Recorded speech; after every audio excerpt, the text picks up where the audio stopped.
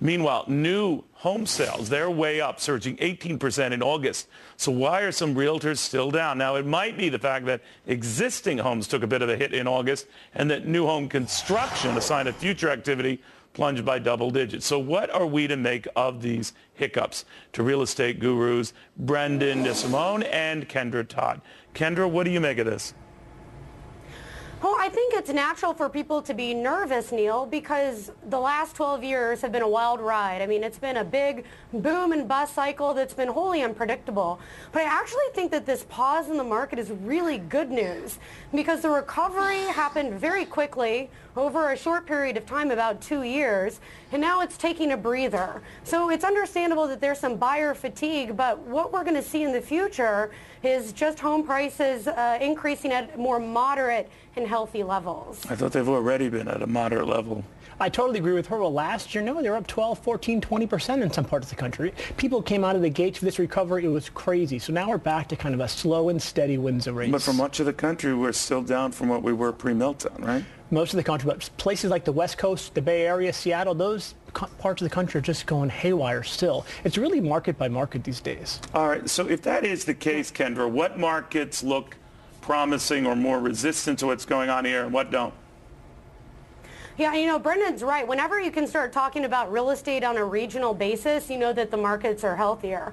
And right now he's right. There's about 20 major metropolitan markets that are just screaming. I mean, right here in Seattle, we've got double-digit appreciation. We've got bidding wars.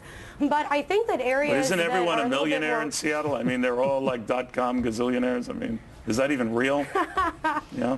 Well, I don't know. I don't see one in this room. But all right, well, look what she said. What she said is something interesting, Brandon. It is a market by market, to your earlier point as well. Yeah. But there are a lot of people in what used to be the ground zero markets. I'm talking about Vegas, Florida, much of the West Coast. They seem to be coming back. So someone is not. Well, you know, those markets were full of investors, hedge funds, cash buyers. Those guys have left the market. So, of course, there's a change in that market. The number of sales is absolutely down. The increase in value is down as well. You're not going to see those crazy increases. And those markets are definitely slowing down. The East Coast and the Northeast, it's a much slower market. Things aren't moving as fast. Things aren't selling over the asking price. And you were telling me earlier, young people aren't into this. Yeah, right? I think the whole millennial buyer is still sort of unknown. People think they're going to want to be buyers. I think there's a nation of renters going forward. I think it's what is going on there, Kendra? Because I have a lot of these young people on my show, and they just say, been there, seen my parents burned by that. All variations of the same story. Very cautious. Yeah, there's a really interesting thing going on with the younger generation right now. I mean, yes, people are licking their wounds, but there are statistics that show that younger people are staying at home longer, living at home longer. So they're kind of leaving the nest a little bit later in life, and so they're not pulling the trigger quite as quickly as a new home buyer demographic.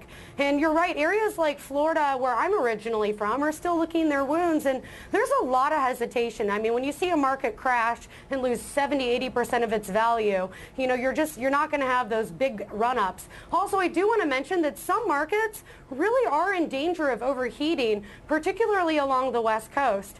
There was an article last week in the Seattle Times that said that Seattle prices have officially surpassed the highest prices that we saw during the boom. So I think that we do need to keep an eye on some of those. Is that your definition of frothy? That's pretty frothy to me. Yeah, not just the caffeine.